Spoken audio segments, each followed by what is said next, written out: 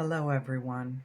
My plan of recording one every week didn't work out. Technical difficulties my daughter helped me through, and life, like you can relate to, sometimes challenges us to step forward. So here I am continuing my journey of alchemizing my karma from personal and ancestral lives as we are all ascending together.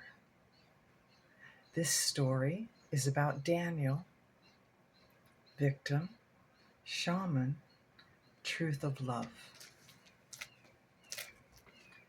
I look back on my childhood and know how fortunate I was to have grown up in a home and town that believed there was good in people. It would have been so easy to stay with critiquing, controlling, and the anger that I later fell into. I have lived fully for 40 years and find I want to share myself like never before. This is one way I am fulfilling that need that pours out from within by writing it down. I suspect I would not have found this wellspring of living love if I had not known so much of another existence. I feel fortunate that I got very tired of the way I was living, so at 39 I forced myself to change my perspective, and it has served me well. 1 year and 3 months later, I am a different being. I offer you a glimpse only, for what I show you are my experiences without their complexities. The wonder of this is that we each get our own, and yet we are all the same. My life started in Middle America. The exact location is not relevant here. I lived in the hub of our county, and for me it was enough, and I was very satisfied. The rest of the world wasn't important to me until I moved away to university.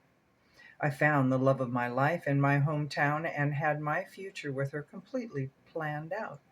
Luckily, she liked my plan. We were on track, and I was very pleased with my timeline. At 31, I was financially ahead of schedule. The two kids had arrived healthy. I loved my wife after all these years. My career was on track, holidays back home, the works, the American dream life. And then the accident that rocked my world and took my family from me. It brought my controlled, well planned life to a screeching halt. I collapsed after about 6 weeks of no sleep and working myself too hard. I took a long vacation and came back a healed man. I wish. I came back telling everyone that I was okay. I kept any overexcited edge out of my voice and showed enough sadness that everyone believed I was handling the tragedy quite well. I heard a number of people even state it that way. What a crock of bull. Because I had no life but work, I threw myself into making money, and I did. I put on my fake smile every day as I got out of my car and then put it away as I got back in, 12 to 16 hours later. I was successful, so no one bothered to look very deep. Then one day I did. I looked real deep. I was surprised at what I saw. 8 years had gone by. I hesitate to tell the truth here because of my incomplete transmutation. I know I occasionally hold on to parts of my past as part of my identity. I accept that more easily now. However, I know I do not want to live from there. This story would be quite blasé if I did not share the suffering and process, so I will. Have you ever wondered why we, all of us, live from a place of suffering? Each of us suffers in some way, and many of us suffer in many ways. Why would we ever choose to suffer? What good does it do? When I look at suffering honestly, I admitted that I was playing the victim. Now I watch myself every day, checking my old habits. Do you? Truth. When I look at truth and embrace truth, I was able to see that my place as victim went much broader than anticipated.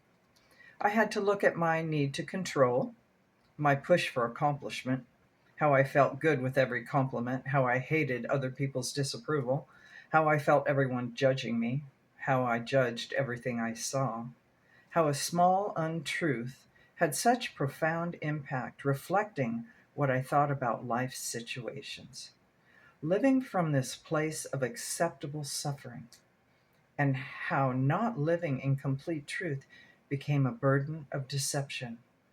My mentor calls it peeling the layers of the onion because of the many areas these archetype attributes show themselves.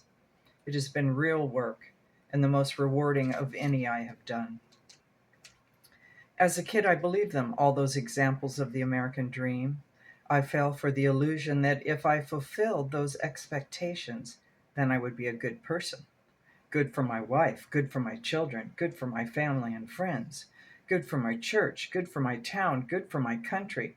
I saw it all as a way to contribute to my world by achieving more and more. This was my duty as a responsible person, to not need help, but to be able to give it. I would be a man. So what did I do? I became a control freak. I always saw it in other people and didn't like it, but the choices I made, I did in order to be a man and do what I was supposed to do. I made excuses and continued to be that which I didn't like. But the truth, oh yes, the truth was that I was afraid. It takes courage to be truthful with ourselves. Most of us discover that a majority of our life is lived in fear of something when we are courageous enough to see the truth.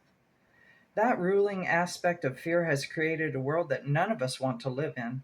Oh, sure, it has its fun moments, but even in those fun moments, when I really look around, I see the illusion. I was astounded by how sad, tired, and plain old unhappy everyone was when I looked past the surface. So at 39, I cut my hours at work and began my research. Part of my time was spent looking to my past with honesty. I discovered that the perfect American dream life I thought I was living was indeed an illusion. I remember how tired my wife was when they left that day and never returned. I remember how I pushed my wife and my children every day to be more than what they were. I can now admit that I was telling them that they were not good enough right now. More than a year after that discovery, there is a lump in my throat and a pain in my heart when admitting this truth. I've made myself look at how many times I complimented versus how many times I critiqued. I saw how I turned every situation into something competitive, promoting a life of one against another. I saw the feeding of my ego mind looking to charge my body with one adrenaline rush after another, trying to keep myself energized for this life of illusion I had created. I was brought to my knees, but more was coming. Some time was spent on my close personal relationships and learning how they work when you live from truth. All those buddies, my friends from childhood, my friends from university, my friends from work, my friends from sports, all the relations that I had kept, even though I was too busy for them. I was too busy for them, yet I gave them much of my time. All those times with the boys, what were we really doing? What kind of quality were we exchanging? All the power plays, competition, and playing jokes on each other at the expense of whomever we could get the greatest reaction out of. We've all been there. You know, you did it. I admitted all those times I told those small untruths to maintain the image of my illusions, the perpetual motion I had created while living outside of truth. Man, do all those lies build up. I excused the little lies, then saw the mountain I had created. Next, I delved into the world of spirit because I recognized within myself the aspect many refer to as the watcher, the higher self. What part was this? It is a part of me, and yet I had never been truly aware of its essence. I looked at it and learned. I discovered that I was full of misnomers about the spiritual part of me. So I researched and discovered the limitations of every religion. After spending a month on limitations, I changed my focus to what I liked about each religion. I recognized the common threads that each offer up as nuggets of truth. Waking up is one of them and describes best what I felt I was doing. One of my wake up calls was my profession. It no longer suited me, so I quit. I let go of relationships that no longer served me and delved into feelings with the ones that did. As a result, I now have a strong, wonderful relationship with 7 men, two of them brothers, along with my father, and we are growing together. I improved my relationship with my mother and my sister, and in doing so, have completely changed my opinion of women, how much they know, and how unwilling I was to listen. You see, I had to be right, and I fell for believing we were different, so I disagreed constantly. I saw how a woman like my wife could not live comfortably or easily in the competitive world I had created, which I had insisted upon. Believe me, that one hurt. Then I learned to see it as something that didn't hurt. I discovered that the hurt emotion now represented living from the ego mind as an identity. Choosing my perspective on life from there is not kind. I offer this as an easy example to you, my reader, of the way our society has taught us to think of ourselves in this particular way. Take it personal. Defend your freedom and have a loud voice. Make sure you get your turn and when it's your turn. And if you can get it early, you did well. How big are you? How big is your portfolio? How pretty is your wife? How smart are your kids? What did you do last weekend? What are you going to do next weekend? You see, it is never enough. The treadmill keeps on coming. There is the next question that you have to have the right answer to, or you might look like an idiot. Our heads filled with trivia just in case we get asked. It's so full that many can't turn off the mind and get some sleep. I had to ask, is that really the way I want to live? We could go on and on. There are so many parts of our society that are accountable for the way we think. Now we know those thoughts are creating diseases in our bodies and the diseases on our planet. And it's everywhere we go. It's where I used to live. Now I spend more time in nature to get away from the energy of it. I feel like I have lived 2 lifetimes already. The first one was with my birth family and nuclear family. It blends together from my childhood to my children's childhood. It was a wonderful time in so many ways, but if I could, I would do it different now that I know.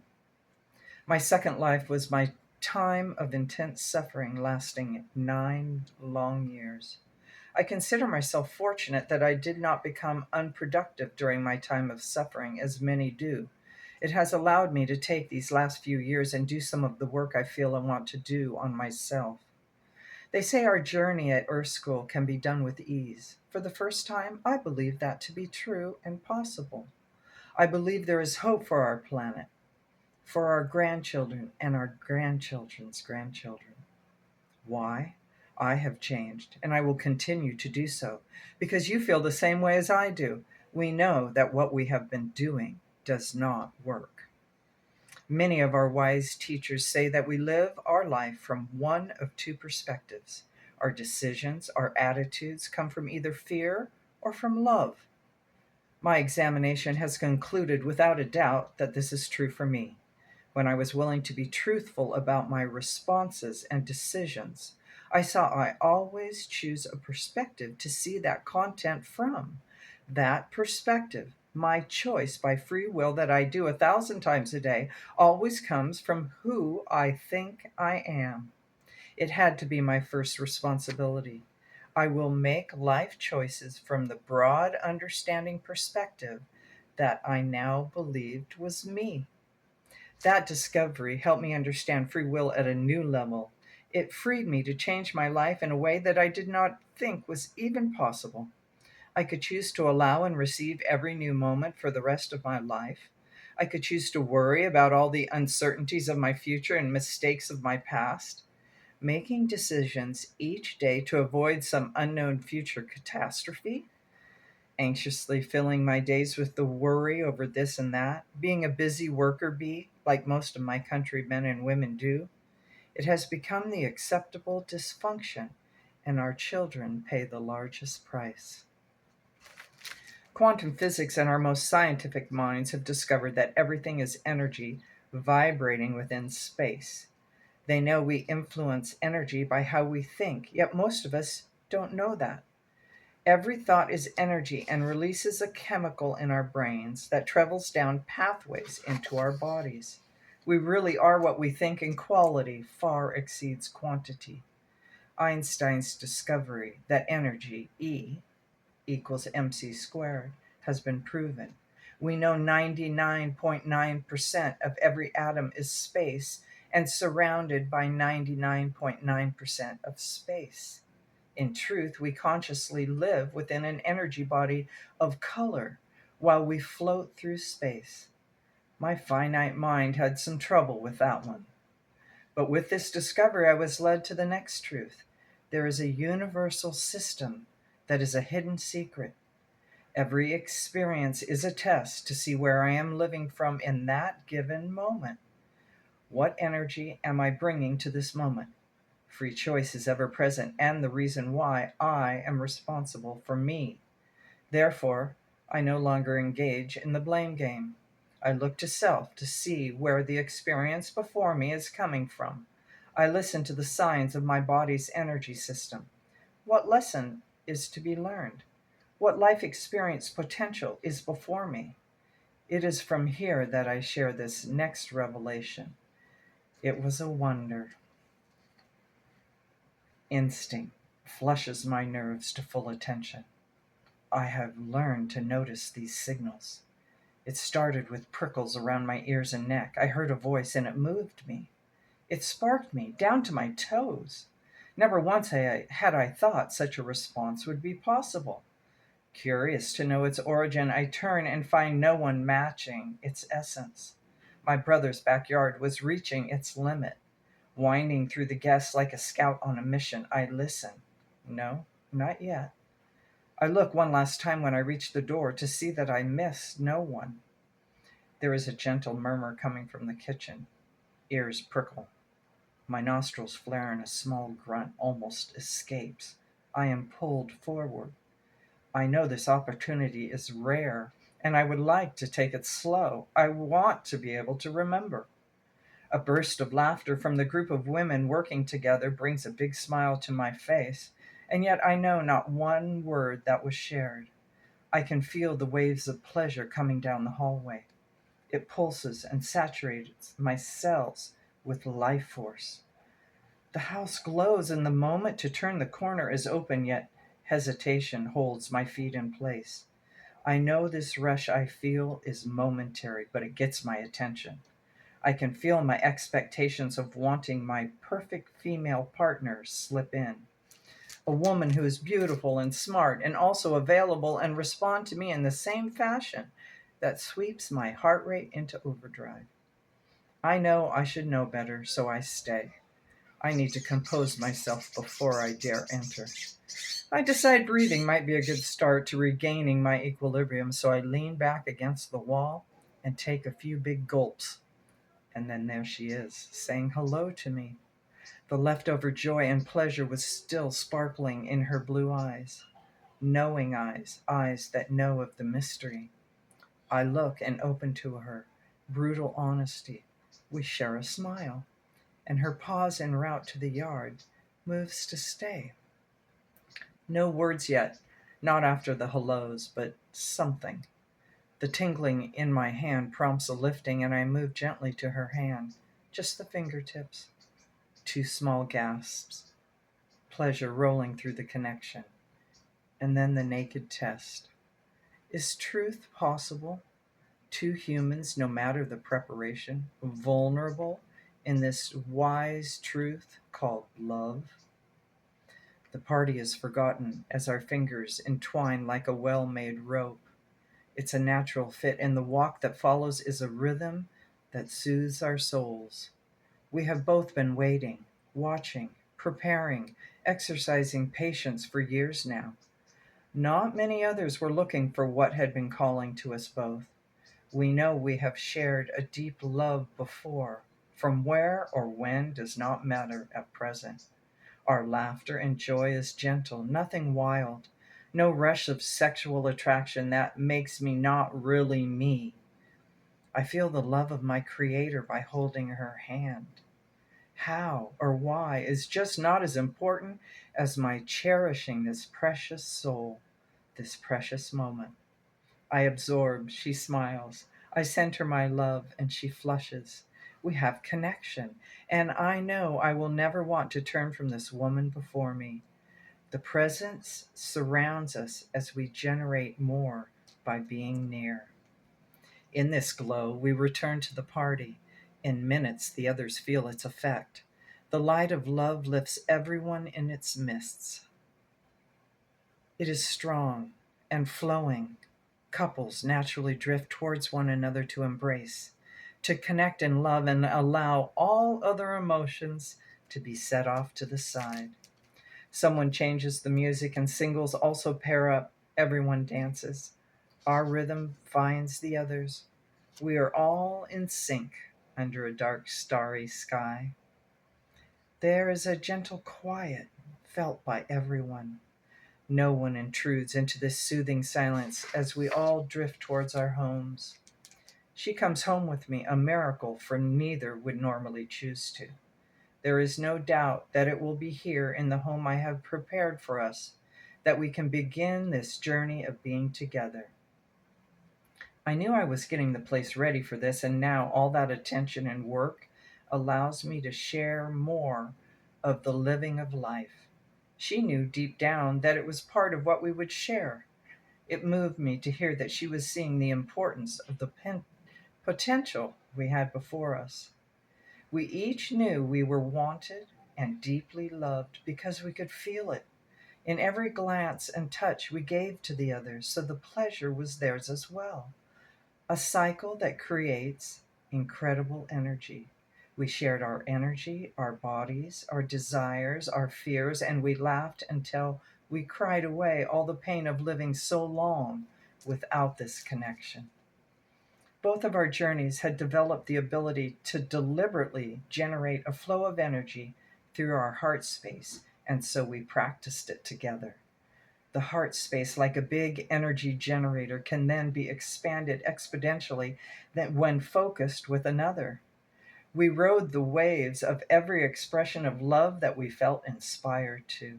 We filled our bodies with a rainbow of light, these glorious vessels filled to bursting.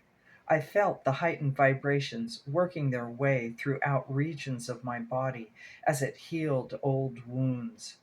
I felt so very free, and we discussed it through the next few months as we continued to share such amazing feelings, vibrations that pulse through the fabrics of our being. We saw the physical results start to show themselves: younger looking skin, less sore, knotty muscles. Joy was present on earth in the shared focus of two choosing to be as one. I see that only the test of time can make this amazing beginning remain a truth, remain in love. So much of my life before had been separate of this new, ancient experience. It takes two, for the one in selfless giving runs out. This energy is love from the higher source of truth. In this human experience, it requires two in harmony with the same purpose, deliberately generating the same powerful frequency of light. No one is more important than another, and no diminishing can coexist. This unique connection is a gift of great importance. We are so very grateful, and together we are committed to the choice of love, the most important part of living. The Gathering Room. Daniel. I love hearing of these men who figure out a truth and embrace it thoroughly. I am glad I found a way to become one of them. It is so beautiful to see. What a parallel to my life his was. I learned so much of the same as he. Razil, you must be so encouraged that there is a chance for the changes that are so necessary. Yes, we are very encouraged that some have awakened to the truth. Give me just a moment, please. Razil watched as I sent my appreciation to the man's essence as Daniel joined Nomi in the gathering room. There was a merging of energy between the two. The collective light held more of the balanced violet fire essence, the perfect combination of father's blue and mother's pink. At my gasp, Razil's smile softened and he waited for me to process these sensations of love. My own spark of life energy increased as I found harmony with the combined energy of the two. Razil's smile was radiant when I looked towards him and I squinted in reflex to his light. Then I looked closely in order to not miss my lesson here. He waited until I was satisfied with my absorption of the light being freely offered. A spark ran through Razil as he saw me deliberately opening to each event as it happened. It was this pattern of choice that had brought me here before him. How many stories do you have for me? 12 in total. Shall we move on? I am ready. I slipped my hand into Razil's. This surprising move brought a flush to both. Love was truly grand.